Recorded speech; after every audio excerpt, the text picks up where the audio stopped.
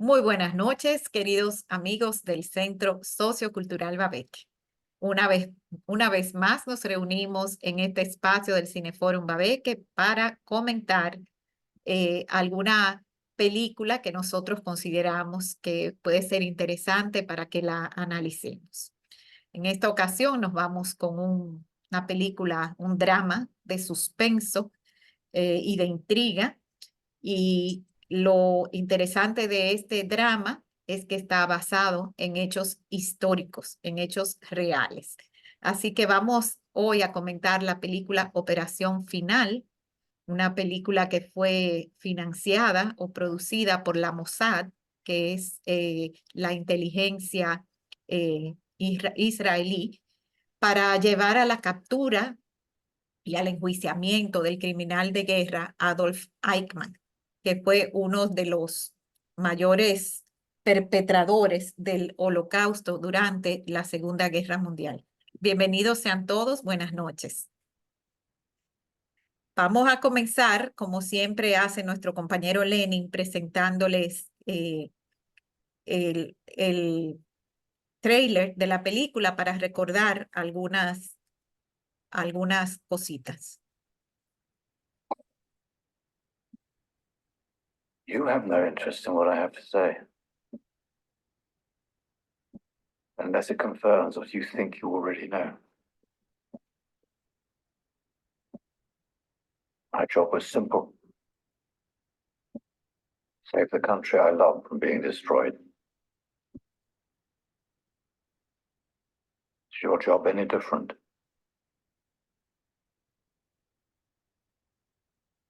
I have a lead on the great enemy of our people, Adolf Eichmann.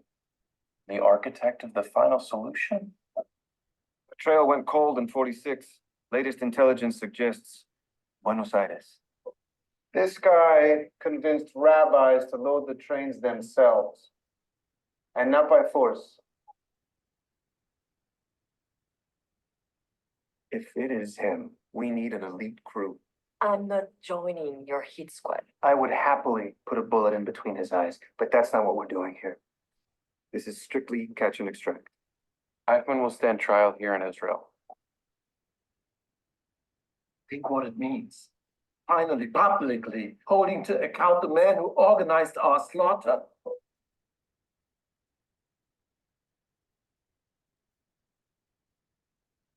Our memory reaches back through recorded history. The book of memory still lies open. And you here now are the hand that holds the pen.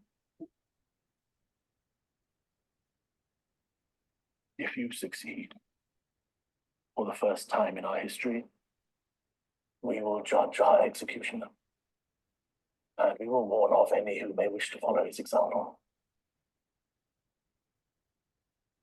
If you fail, he escapes justice. That's forever.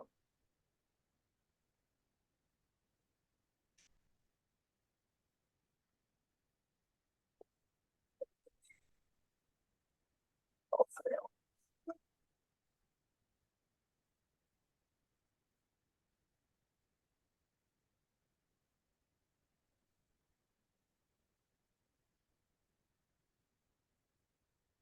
Bueno, de acuerdo a mi juicio, a juicio mío, ese tráiler pone todo lo que es importante en la película. Me gustaría saber si alguno de ustedes quisiera comenzar opinando algo sobre la película.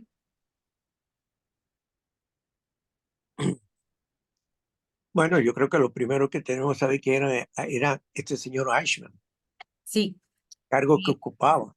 sí. ¿Usted quiere decirlo? ¿Quiere que lo haga yo? Como usted prefiera. Bueno, Eichmann, como lo dice ahí, fue el arquitecto de la solución final. La solución final fue el proyecto, es el plan que tenían los nazis para llevar a cabo el exterminio, el genocidio de los judíos europeos. Vamos a aclarar que eran los judíos europeos, no los judíos que estaban localizados en otros lugares. O sea que estamos hablando de judíos en Alemania, en Polonia, en Austria, eran los judíos europeos los que ellos estaban persiguiendo. ¿Y cuál era la intención que tenían los alemanes con este exterminio? Ellos tenían muy arraigado el concepto de la pureza de la raza y de la superioridad de la raza, y entendían que la raza aria pura era la raza superior y que estos judíos habían venido a contaminar la raza aria. Y no sé cómo lograron esa manipulación masiva, ese lavado de cerebro masivo, que la mayoría de los involucrados en el ejército nazi estaban convencidos de que esto era correcto y de que esto debía ser llevado a cabo. Eso se llamó la solución final. Y este operativo de la Mossad tuvo un nombre similar y se llamó Operación Final, que fue este operativo que hicieron para capturar y llevar vivo a Israel a Adolf Eichmann.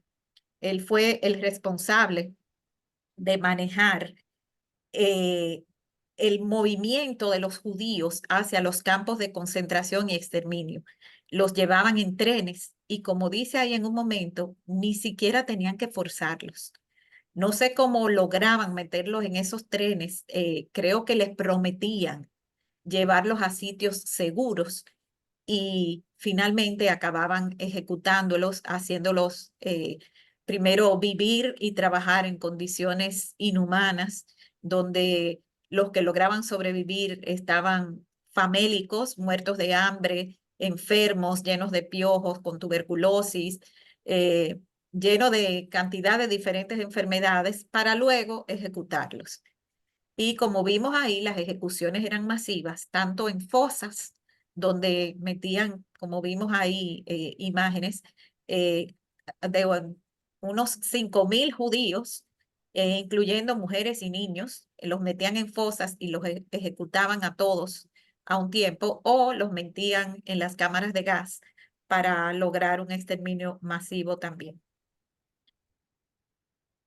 Este señor Eichmann logró escapar en 1946, logró salir de Alemania ileso y radicarse en Argentina. Y esto con la ayuda de este señor que aparece en la película también, que está en el movimiento neonazi en Argentina, Carlos, no me acuerdo el apellido, donde estaba el hijo de Eichmann, donde estaba Klaus.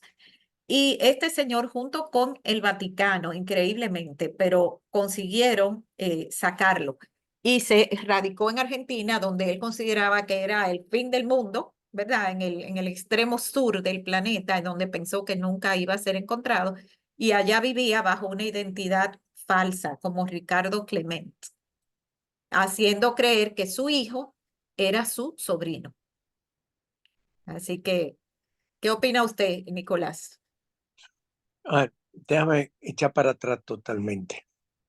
Eichmann, como usted bien dijo, era el brazo derecho. Él y Goebbels eran los dos grandes de Hitler, uno del lado derecho y el lado izquierdo, como usted quiera ponerlo, en el cual confiamos. Cuando a él le dan el asunto del final, el por qué vamos a acabar de los judíos, sí. Ellos querían una raza pura, pero ojo, resulta ser que los judíos, y hay que decir la realidad, se estaban reproduciendo como conejos. Entonces usted sabe que en Bueno, esas son Europa, expresiones de ellos. Se sí, no, reproducen como conejos. exacto, pero realmente habían demasiado en tan poco tiempo. Me explico. Los europeos por lo regular lo más que tienen 1 o 2 hijos. Los judíos tenían 3, 4, 5, 6, no importaba. No pensaban en eso. ¿Qué pasa? Después de la raíz de la Primera Guerra Mundial, Alemania queda totalmente en una declive económica cuando pierde la guerra y le hacen que le quitan parte también de su territorio y se forman el famoso tren en París, cuando en eso era el Kaiser, que era Bismarck, al cual Hitler era uno de los grandes aduladores de Bismarck, que fue el primer canciller y a quien Hitler sucedió a la fuerza. quiero que sepa, claro, también por edad. Entonces, comienzan a que resulta que toda la economía de Alemania, el 80% estaba en manos de los judíos. Todo. Si usted se sirva en toda la película, la cantidad de tiendas y la que eran judíos, porque sí sabían trabajar. El alemán era más mecánico, pero el judío se relacionaba mucho con el diario vivir, con el menudeo, y se lograron hacer un gran dinero apoderándose de la economía alemana. ¿Qué pasa? Hitler había dos cosas de lo que no quería saber, de los rusos y de los judíos, de ninguno de los dos. A los rusos lo que él ya llamaba bolcheviques o ratones blancos. Entonces, pero no, bolchevique no significa ratones blancos, es otra cosa. Así era que le llamaba. ¿Qué pasa? Cuando le dan a Eichmann la solución final, vamos a eliminar a los judíos, tal, muy bien, como usted lo explica y lo dijo, que lo montan en trenes, etcétera. No es que se montaban tan fácil, es que si usted no se montaban ahí mismo lo eliminaban. Y usted decía, bueno, déjame ver a lo más que yo llego. Le prometían que ellos iban a trabajar en el campo y que iban a poder desarrollarse, un gran embuste. Fíjese que en Auschwitz, en la entrada de Auschwitz, lo que decía era, el trabajo los hará libre. Oiga bien, el trabajo los hará libre. Claro, trabajaban, pero trabajaban ¿para quién? Para los alemanes en la producción de muchísimas cosas de mano de obra barata, gratuita, que si ellos se morían no importaba, porque lo trataban, como usted bien dijo, como animales, simple o peor, porque yo creo que los German Shepherd, los perros de ellos lo trabajan mejor que a los mismos judíos. Comienzan a eliminarlo en fosas, como usted bien dice, en tiro, y inmediatamente le tiraban por arriba una capa de cal y después le tiraban la tierra. Pero eso estaba saliendo muy costoso, las balas. Entonces hubo un cabo que una vez se dio cuenta que utilizando un vapor de una lata que se llamaba ciclón, se dio cuenta de que sus dos subalternos quedaron como medio aturdidos y perdieron el conocimiento. Él entonces le comunicó al que era el capataz de Auschwitz lo que había sucedido. Entonces se surgió la idea de tirar ese gas, que si le tiraban varias latas en esas cámaras de gases, pues mataban mucho más gente.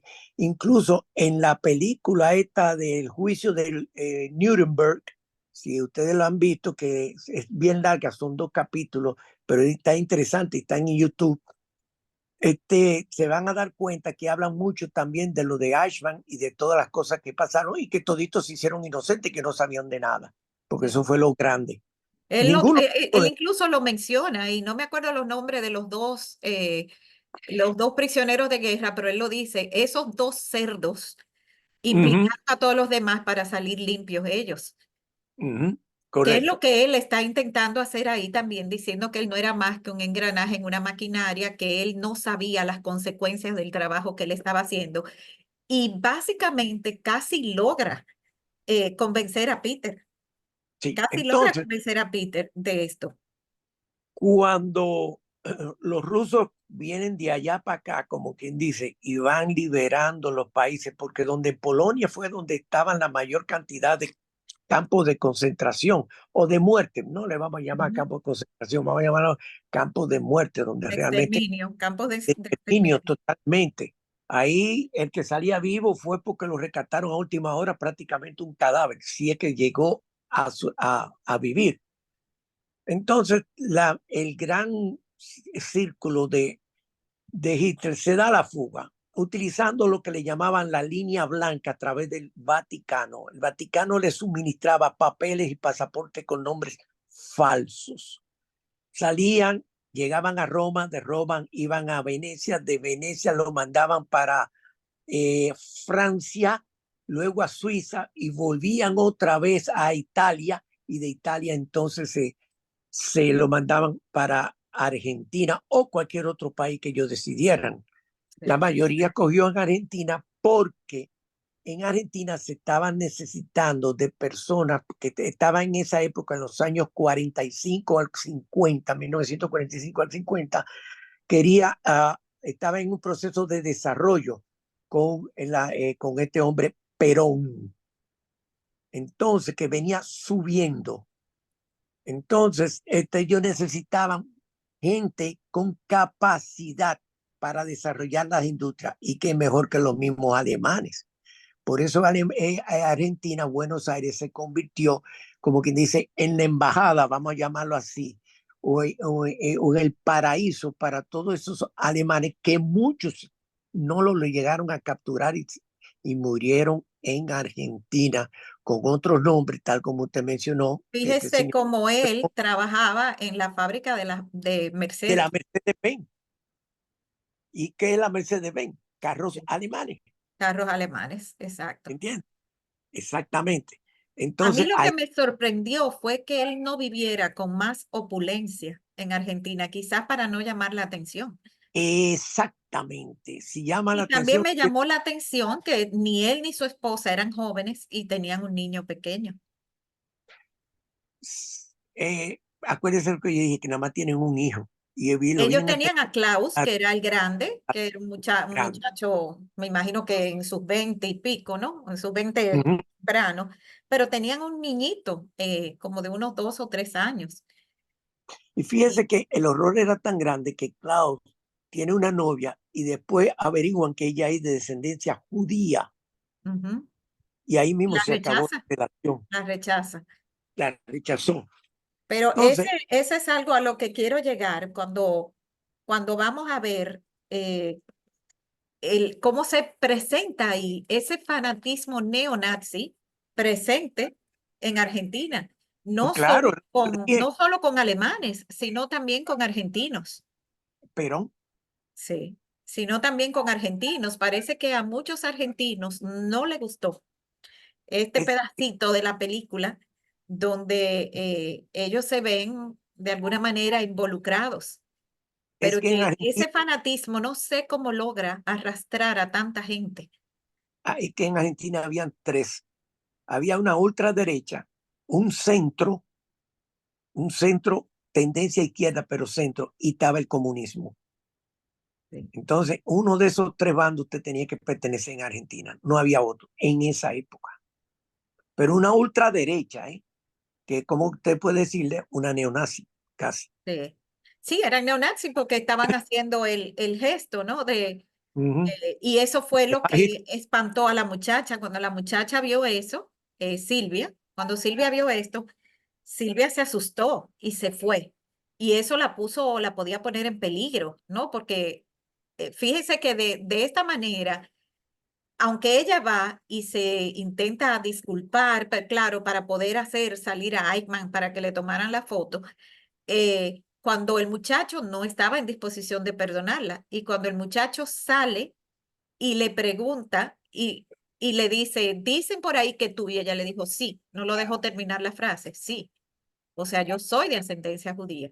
claro. Y fíjese Hay, cómo apresan al papá de ella acusándola de ser uno de los perpetradores del holocausto también. No me acuerdo si era Mengele o que a quien lo acusaron de ser. Obviamente al final de la película vemos que él regresa a su casa, o sea que se ve que fue exonerado de esos cargos. hay un factor importante también, aparte del desarrollo de Alemania, que quería desarrollar, y es que Alemania la tenía bloqueada Estados Unidos. Estados Unidos le quitó todo a todos los países europeos cualquier tipo de préstamo a Argentina, porque tuvieron diferencia. Entonces, como Estados Unidos les bloqueó, entonces, ¿qué hicieron los argentinos? En este caso, Perón. Dijo, está bien, entonces yo voy a coger alemanes para acá. Y le abrió las puertas a todos esos alemanes para que entraran a Argentina. Y ahí entonces, a pesar de que Estados Unidos quiso que extraditar, no fueron extraditados a Estados Unidos ni a ninguna parte. Por eso se convirtió en el paraíso para los alemanes Argentina. Así mismo fue. Así mismo fue. Yo quisiera comentar una parte de la película donde se ven estos dos hombres de bandos opuestos que se sientan a conversar, tienen conversaciones que son desgarradoras. Desgarradoras cuando uno ve que Eichmann le pretende como abrir su corazón a Peter Ujú, y va diciéndole su punto de vista y va como limpiándose un poco, ¿no? Cuando le dice, yo era solo una parte de una maquinaria, yo no sabía la extensión de lo que mi trabajo estaba haciendo. Y después lo trata de decir, yo pasaba en mi oficina 20 horas al día. Y a todo esto lo va convenciendo al nivel de que Peter para que firme, pero también con convicción, le dice, usted va a tener un juicio justo, hable en el juicio como usted me ha hablado a mí, cuénteles a todos lo que usted me contó a mí. Y ujú, lo va ablandando. Y no es sino al final, cuando ya lo están preparando para llevárselo, que le están inyectando, que él empieza a decirle todos los horrores y a confesarle que él cree que vio a su hermana y le cuenta cómo la bala ujú. que mató a su hermana primero atravesó al niño, que los sesos le cayeron arriba de la ropa, que se tuvo que limpiar los sesos. A todo esto en el intento de que él lo agrediera y lo matara, porque él prefería morirse ahí antes que ser juzgado, a Claro. tener un juicio de nivel mundial, que por cierto fue uno de los primeros juicios que fue televisado internacionalmente. Y se ve ahí, en la película se ven cortos, pedazos reales del juicio a Eichmann, en el que a Hay, él lo tenían encerrado en una cabina de vidrio a prueba de balas, por temor a que lo mataran durante el juicio. Y se ve este señor con una frialdad y una falta de sensibilidad impresionantes, eh, como ha si, sido, como ha si sido no el hubiera único. pasado nada, como si él no fuera responsable de nada. Y él fue juzgado por genocidio, crímenes contra la humanidad y crímenes de guerra. Y fue encontrado culpable y finalmente sentenciado a morir en la horca y así fue. Murió, el juicio fue en 1961 y la ejecución tuvo lugar en 1962. Comentando con mi esposo, le digo, en 1962, matando, o Sí. sea, condenando gente a la horca. Y mi esposo me recordó, y lo buscamos en internet, que la última guillotina en Francia fue utilizada en 1977.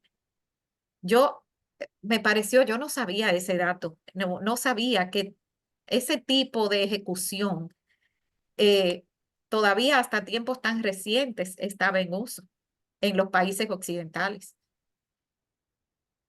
Así que eso fue una gran sorpresa para mí. Eh, Único dice, alemán juzgado en territorio israelí. sí, juzgado por los israelíes, lo cual, claro, él no quería. Él no quería y le Sí, decía, si son crímenes cometidos en Alemania, que me juzguen en Alemania. Pero así eran como crímenes cometidos contra israelíes, así que también se podía juzgar en Israel. Y según yo vi, pude leer, los jueces eran jueces de los aliados, habían jueces de Rusia, habían jueces británicos y habían jueces británicos de Rusia, bueno, y de los países aliados. No habían jueces ni israelíes ni alemanes tratando de buscar una solución objetiva. Pero aquí ya había suficiente documentación y suficientes fotos y films que demostraban que el holocausto no era un invento de los judíos, porque al día de hoy hay todavía alemanes que dicen que eso no sucedió en realidad, que eso fue una exageración de la historia. Sin embargo, nosotros aquí en el Cineforum Babeque, hace un tiempo, hace ya como 2 años, analizamos la película que se llamaba El fotógrafo de Mauthausen. mm, Y, y esa película es sobre un fotógrafo español que fue tomado prisionero y por sus habilidades fotográficas lo pusieron a trabajar en los laboratorios fotográficos y él logró robarse, por así decirlo, films y rollos que demostraban, que pusieron en evidencia las crueldades y las atrocidades que estaban cometiendo los nazis contra los judíos. Y ese footage, todas esas fotos y esos films fueron utilizados en el juicio de Nuremberg. Y gracias a eso se pudieron condenar de los 24 personas juzgadas, 12 fueron condenados a muerte. Otro cadena perpetua, pero Sí, ninguno otro cadena perpetua y 3 fueron exonerados. 3 sí, fueron pero exonerados. de esa cadena perpetua lo más que cumplieron fueron 10 años y después lo soltaron, etcétera. Ahora fíjese, nosotros estamos analizando, y no que con esto no quiero desviar, pero sí como abrir un poco la mente, porque estaría interesante también que viéramos otra película, que, ok, murieron 6 millones o 7 millones, o vamos a poner los 6 millones, que es lo Sí, que se siempre dice está 6 billones normalmente. de judíos, que Hitler mató 6 millones de judíos. Ok, perfectamente, de a sangre fría, como ustedes quieran ponerlo, por locura, por las razones que sean. Sí, porque no Sin solo embargo, fueron judíos, también fueron gitanos, homosexuales, personas de con todo. discapacidad. Pero bueno, 6 millones, vamos a poner que fueran 6 millones de Sí, judíos, para meterlo todo en un solo canal, 6 millones de judíos. Sin embargo, en la guerra mundial, la Segunda Guerra Mundial, hubo uno que fue más criminal y nunca le hicieron nada, y al contrario se aliaron él. Hoy Stalin. Stalin mató más de 20 millones de rusos, él solo.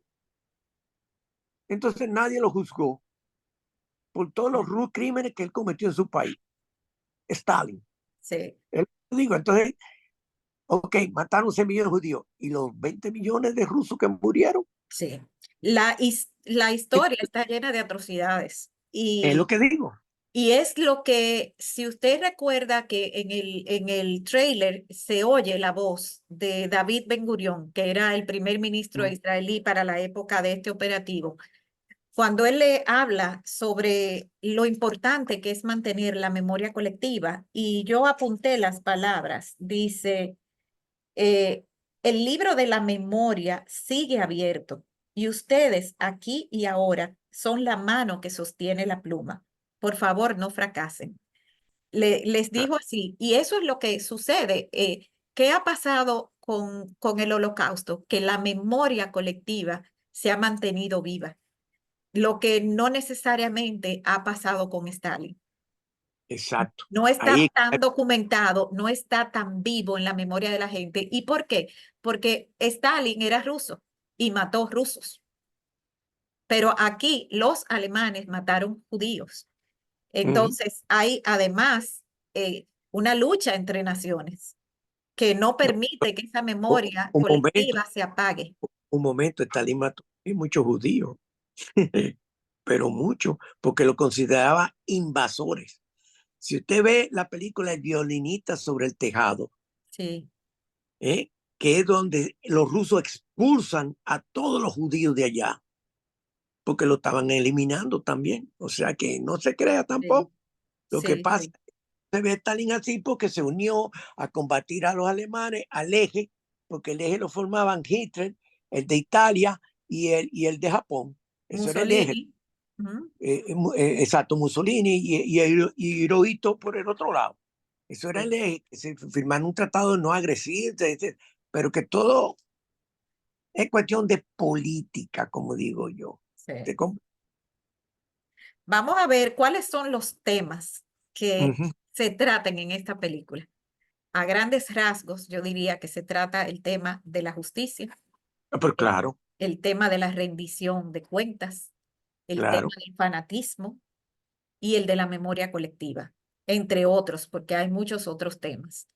Eh, pero si lo vemos así, con, por ejemplo, ¿por qué los judíos se involucran en esta operación? Bueno, pues no por fanatismo, pero sí por tratando de hacer justicia, tratando de mantener la memoria colectiva, porque eso se lo dijo Ben Gurión. Le dijo, son el libro abierto y ustedes, tenemos el libro abierto y ustedes son la pluma que le escribe. Y no podemos permitir que se olvide eso que pasó. No usó esas palabras exactamente, pero hay que mantener viva esa memoria para que no vuelva a suceder, para que no vuelva a suceder. Sí, pero eso Entonces, tiene ¿mm? que ver mucho, que dijo Ben Gurión, porque cuando sucedió ese holocausto de judíos, los judíos estaban, digo judíos, no digo israelitas, digo Ujú. judíos, estaban diseminados por todo el mundo, y el mundo realmente era prácticamente Europa. No fue hasta 1948 que se hizo el Estado de Israel. Sí, Entonces a partir de ahí se llamaron israelitas. sí, sí. ¿Entiendes? Por eso nunca te oye que dicen que, que mató a 6 millones de israelitas. No, judíos, porque no eran Sí, israelitas. judíos, claro que sí.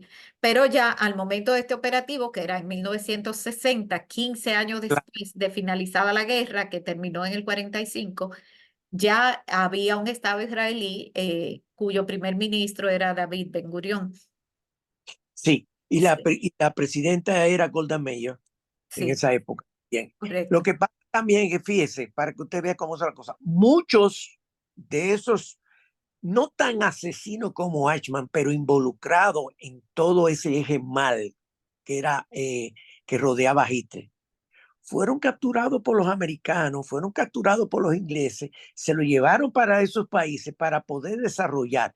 Por ejemplo, oye, el que tiró la bomba atómica, Oppenheimer, Ujú. ¿de dónde usted cree que venía? Oppenheimer, ajá. Ah, para que usted vea. Y todos esos cohetes que llegan a la luna fueron de los alemanes, porque realmente acuérdense que ya Hitler estaba tirando cohetes desde Alemania hacia Londres, que no lo tenían los americanos, ni lo tenían los ingleses, ni lo tenían los rusos. La tecnología alemana era Sí, increíble. Entonces, siempre fue no muy digan avanzada y que siempre ha sido. vamos a buscar nosotros nuestra propia justicia, porque si nos llevamos de los otros, no van a hacer nada. Eso para mí que fue. Y entonces comenzaron a buscarlo uno por uno, a perseguirlos. Sí. Estas personas, la Mossad, se arriesgó a, a tener, a ser criticados y hasta juzgados de manera mundial, porque lo que ellos hicieron fue una operación ilícita en Argentina. No había no tenían ellos ningún tratado con Argentina No. todavía.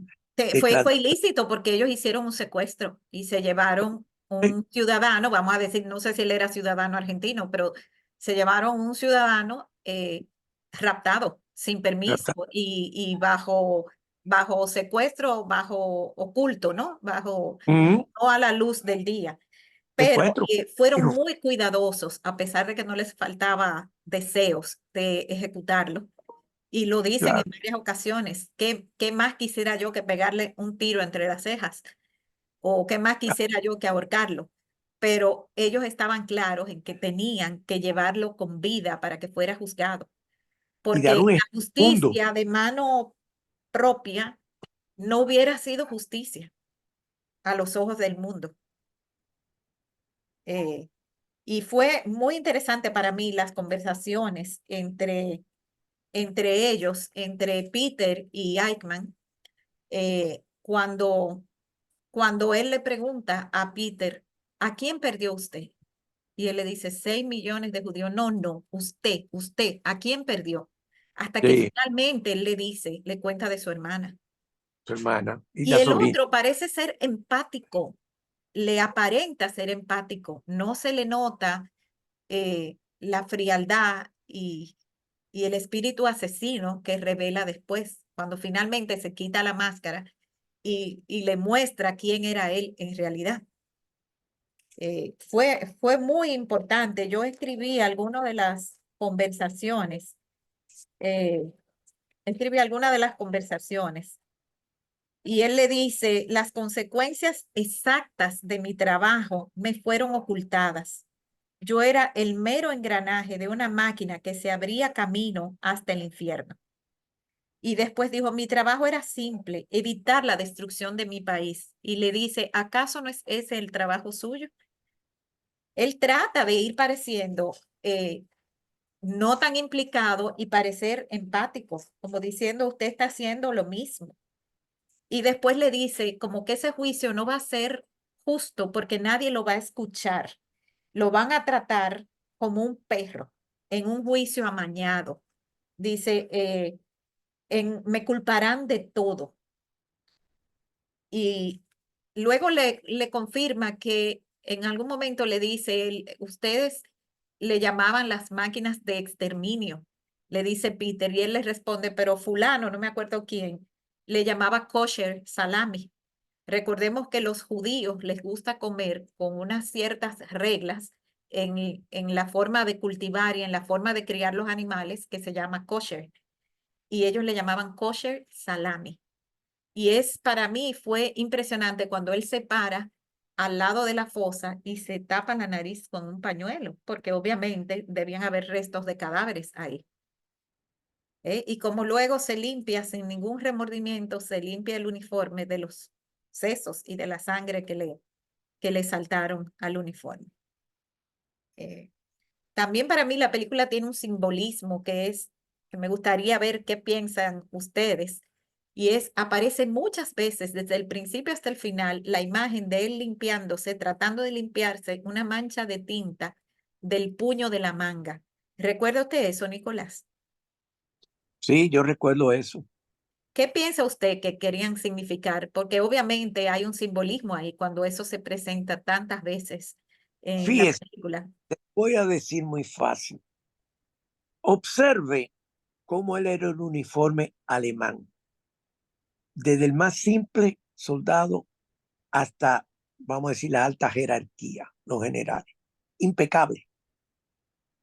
Tenía que ser impecable. No, no era igual que los uniformes de los americanos, de los ingleses o de los franceses. No, no, no, no, no. Estos eran impecables. Fíjese que hasta las botas había que mantenerlas limpias que usted estuviera en medio de la guerra. ¿Por qué? Porque para ellos significaban que ellos eran los pulcros, esa raza superior, que todo lo demás era insignificante. Y cualquier cosa que le cayera era sucieza. Y como usted bien dijo, se tapaba la nariz por el mal olor. Claro que sí, pero era porque ellos no podían, acuérdese que en los años 1700 para abajo, por allá, 1715 a algo, las reinas usaban unos abanicos para cubrirse las caras, pero no era la cara realmente, era taparse la nariz Del olor horrible. de olor horrible o para no respirar si alguno que no era de su casta superior se acercara y poder respirar el mismo aire. Fíjese que desde por allá viene ese asunto. En la época de Napoleón, en la época de bien atrás, que se usaba mucho. Y ellos se consideraban algo muy pulcro, muy superior a todo, como usted bien dijo, esa raza aria, que tenían que ser blancos, rubios, azules, y que tenían que medir más de 6 pies de altura. Sí. Para usted poder ingresar a lo que ellos le llamaban la Westmark o a la Gestapo. Si usted podía ser un tremendo alemán, pero si no tenía los 6 pies, no entraba. Sí. Interesante ahí. Yo pienso que la mancha puede tener varios significados. Quizás si lo vemos del lado de la Mossad, podía significar que la Mossad estaba tratando de hacer la operación de la forma más limpia posible. Ser una mancha porque estaban haciendo algo ilegal, pero estaban tratando de mantenerla limpia, o sea, de no matarlo, de no llegar a ser criminales para poder juzgarlo. Eso es una posible interpretación.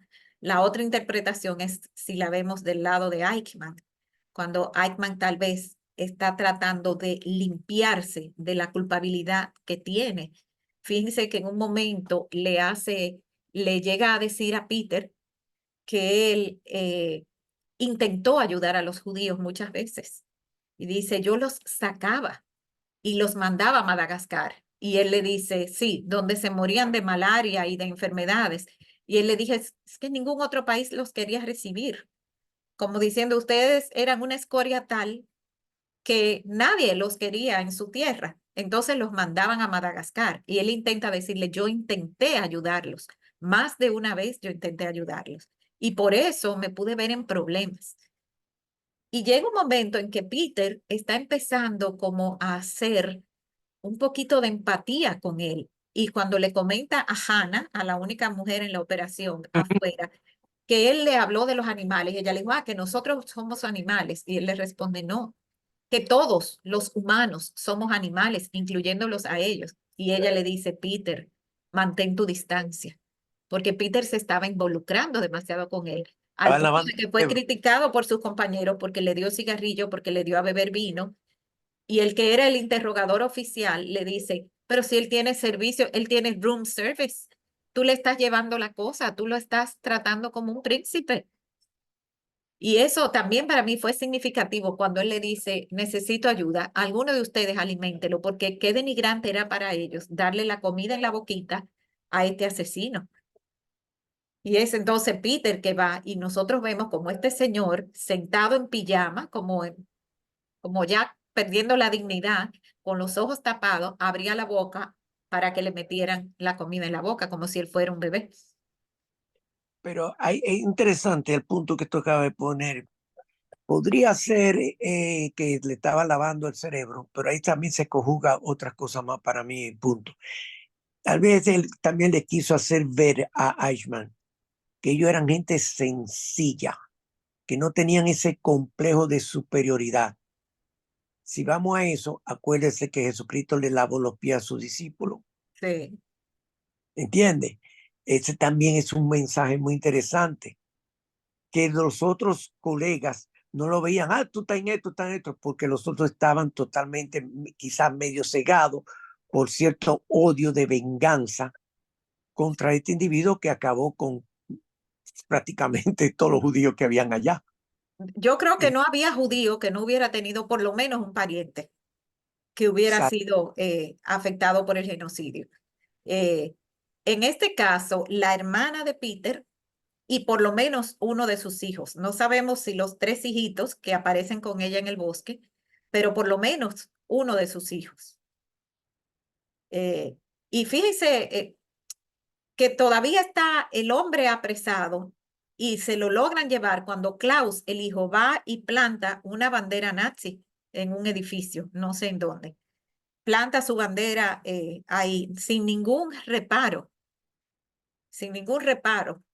Me imagino que habrían eh, bastante neonazis o bastante nazis como para poder hacer eso con tanta libertad en Argentina. Eh, Dice Eichmann, solo quieren verme sufrir. Y le responde Peter, no si lo ven de la forma en que yo lo veo. Háblele como usted me está hablando a mí. Y él le pregunta, cuando le pregunta a Peter, ¿usted es un hombre de familia, tiene hijos? Y él le dice, no. Y él le responde que quizás usted teme que el futuro se parezca al pasado. ¿Qué palabras tan contundentes, eh? ¿Qué judío no debe temer que el futuro se parezca al pasado? Eso a mí me pareció increíble. ¿Eh? Me pareció increíble. Eh, yo creo que por último podemos, recuerden también que él le dice el nombre de su hermana, Fruma. ¿Eh? Fruma. Y después cuando él le dice, yo soy responsable de la muerte de 6 millones de Frumas. O sea, se lo personaliza para que de verdad le duela a Peter. Con el Claro, único que estuvo, que lo trató más humanamente. ¿Eh? El único que pudo haberle creído un poco de las mentiras que decía. Y fíjense que él estuvo a punto, Eichmann estuvo a punto de que lo mataran 2 veces.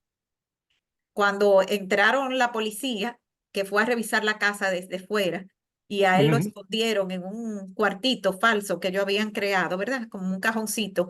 Cuando él quiso gritar, el otro lo apretó tan duro que lo estaba ahorcando, uno de los otros que no era Peter.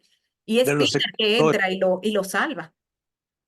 Es Peter que entra y lo salva y finalmente, ya cuando él empieza a burlarse y a relatarle lo de su hermana Fruma, eh, es Peter que va a matarlo con la jeringuilla, que le va a dar una sobredosis y es la doctora que lo controla y lo salva. Que por cierto, la doctora, tanto la doctora como Peter llevaban en su haber una carga de haber matado personas sin querer, o sea, equivocadamente. Peter mandó a ejecutar uno que él creía que era Eichmann y no era Eichmann. Resultó ser el nazi equivocado. Y eso se lo sacaron en cuenta muchas veces durante la película, los mismos compañeros. Y esta mujer, la doctora, en una ocasión mató a una persona por una sobredosis porque el, el que la mandaba a ella le decía, ponle más, ponle más, ponle más. Y Peter trata de tranquilizarle, le dice, no fue tu culpa, tú estabas obedeciendo órdenes. Y ella muy responsablemente dice, mi aguja, mi responsabilidad. Entonces ella, en otro tuvo a punto de matarlo por una reacción alérgica. Entonces ella no quería involucrarse en este operativo porque ya ella tenía 2 experiencias negativas cuando finalmente la convence. A mí no me queda claro ese embarazo de Hannah que se ve al final, si era hijo de Peter o no. ¿Qué piensan ustedes? No, Nicolás tiene. ¿Qué piensa Hay que Nicolás? dejar que otro hable. No, no lo escuché, Nicolás. No, que no, él dice que deje que otro hable, pero Nicolás, ni Vilma ni yo pudimos ver la película, porque yo estoy en Estados Unidos y Netflix todavía no la tiene disponible. Y yo Métase no sabía, en pero no YouTube. sabía que YouTube la tenía y Ujú. no chequeé. Y si no te puedes ver, como yo le dije, hay un resumen en YouTube de Eichmann. Incluso usted entra en YouTube y pone de título Adolf Eichmann. Así mismo, usted lo escribe, pam, pam, y le va a salir todas las cosas en YouTube. Incluso hay temas donde dice, hay una muy buena que dice, ¿qué pasó con los líderes alemanes después de que terminó la guerra? Y ahí usted va a ver montones, como el Mossad, como bien ha dicho ella, el que es el servicio secreto israelí, comienza a perseguir no a Eichmann, a muchos otros, a los cuales localizó, pero no los llevó a juicio, los eliminó, que es muy diferente. Algunas críticas a la película han querido decir como que la película pierde el ritmo ya después de la captura de Eichmann. A mí no me pareció. Yo pienso que ese dueto actoral que hay ahí fue insuperablemente bueno. Tanto Ben Kingsley, que fue ganador de un Oscar por Gandhi, como Oscar Y, Isaac, para mí hicieron unos papeles maravillosos. uh, Y yo entiendo que a mí no me pareció que la película perdiera el ritmo, simplemente se vuelve menos una película de acción y se vuelve más psicológica en ese tiempo en el que están esperando a poder sacar a Eichmann de Argentina. Eh, pero a mí me pareció interesantísimo. Y ver que Oscar Isaac es un actor de origen latino. Él nació en Guatemala, es de padre cubano y de madre guatemalteca, pero lo sentimos poco latino porque él se fue a vivir a Florida desde que tenía 5 años. Como muchas personas cubanas, su padre logró la entrada a Florida. Entonces él se cría más como cubano-americano, ¿no? Que como guatemalteco, pero es una persona de origen latino. Y Ben Kingsley, que es un actor británico, tiene un padre indio, su padre es de la India, y su madre es de origen judío. Entonces, fíjese como qué casualidad que él que está haciendo de un ejecutor del holocausto es en realidad una persona que tiene origen judío. Los dos son tremendos actores, a mi juicio. La música de la película la acompaña muy bien.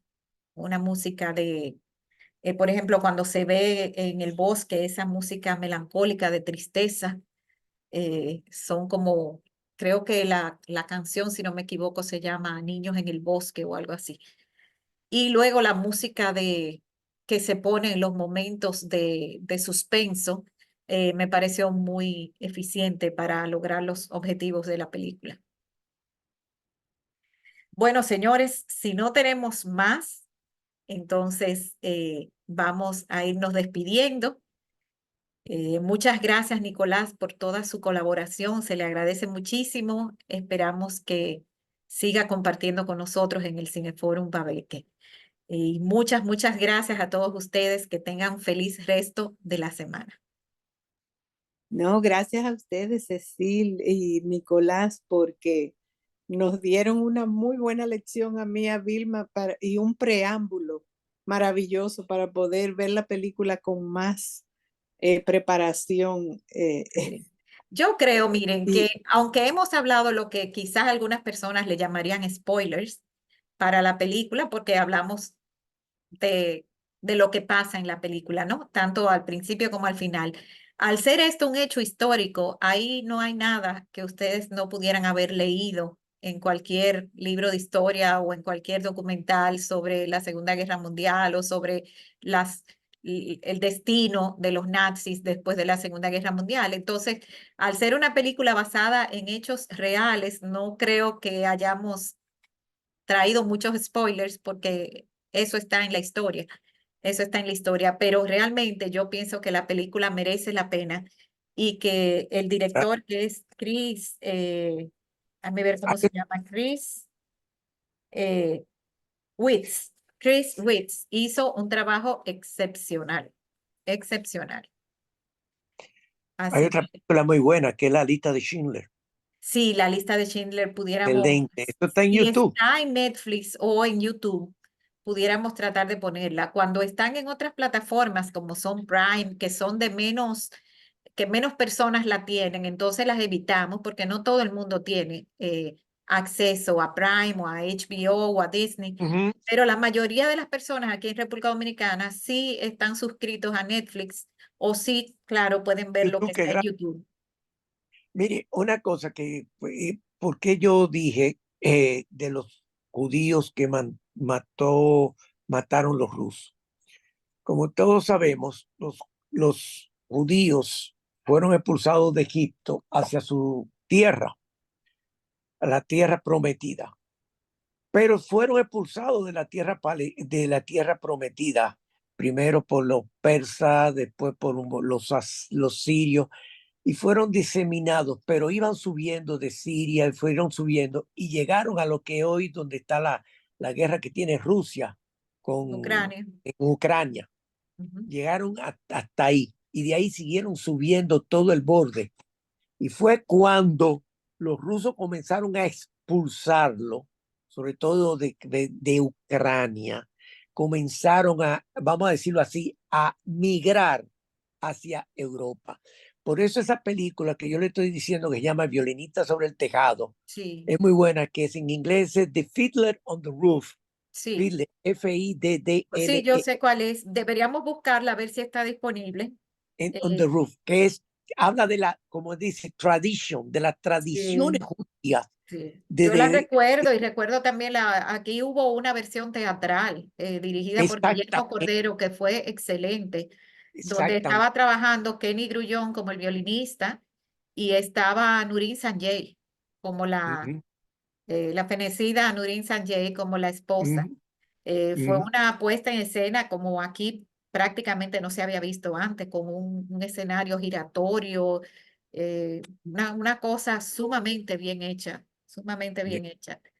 Son Eh, películas sumamente interesantes, porque si usted se lleva, hay una famosísima que todo el mundo sabe, que es The Sound of Music, que es La novicia sí, rebelde. Ahí sí, también está la Segunda Guerra Mundial también. sí, sí, sí, sí. Y está Gentle, la de Barbara Streisand, está la lista de Schindler, Ujú. está el diario de Rex, Ana Frank, bien, la película Rex también, que está sí, muy interesante. Hay sí, una que no me acuerdo ahora el nombre, que tiene que ver de un hijo que a la larga murió dentro de un campamento, el hijo de un general alemán. Voy a averiguar el nombre porque ahora mismo en la memoria no lo tengo, Me pero suena a mí también, de haberla visto. que interesante, que narra de todo lo que pasaron los judíos y cómo llegaron a esos campos de exterminio. Es muy bueno, es muy bueno. Si no la han visto, yo también les recomiendo la película española que se llama El fotógrafo de Mauthausen. Yo la vi, Sí, es muy, excelente. muy bien también porque nos pone un poquito en contexto de cómo se pudo hacer ese juicio de Nuremberg, porque el fotógrafo recopiló evidencia. Yo estuve leyendo y buscando a ver si se había utilizado para este juicio de Eichmann. No se utilizaron las fotos y los films que había recopilado el fotógrafo de Mauthausen, pero no fueron necesarias. Pero ya el juicio de Nuremberg había creado esas bases con toda la evidencia. Yo le invito a las personas que no han visto el juicio de Nuremberg, que son 2 capítulos que están en YouTube completo, Nuremberg 1 y Nuremberg 2. Ahí El le van a dar verdadero un juicio, recuento de todo, ajá, de ajá. todo. Son 2 capítulos. Dice con Vamos a verlo. Nosotros tenemos luego vamos a tener un ciclo de documentales aquí en el Cineforum Babeque.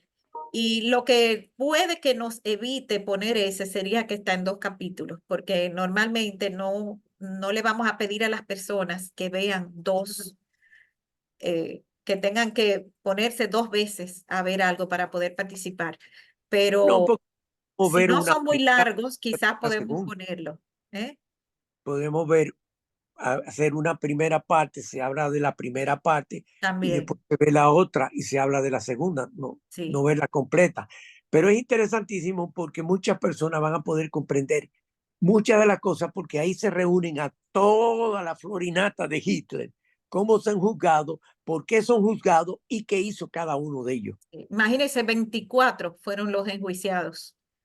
Poco, Poco, claro, porque poco, muchos se salvaron de ser atrapados y de ser enjuiciados. claro. Sí, pero algo es algo, para la memoria colectiva ahí quedó. Ujú. Así que, señores, muchísimas gracias por su Bien, participación gracias a esta usted. noche y le agradezco mucho, Nicolás, todo el enriquecimiento que trajo a este foro. Que tengan feliz Gracias. resto de la noche. Pasen Muchas buenas. gracias, buenas noches. Y Buenas agradecida, noches. Buenas señor noches, Nicolás, por todos sus gracias. aportes. Bye. Pasen buenas Hasta noches. pronto. Hasta pronto. Hasta pronto.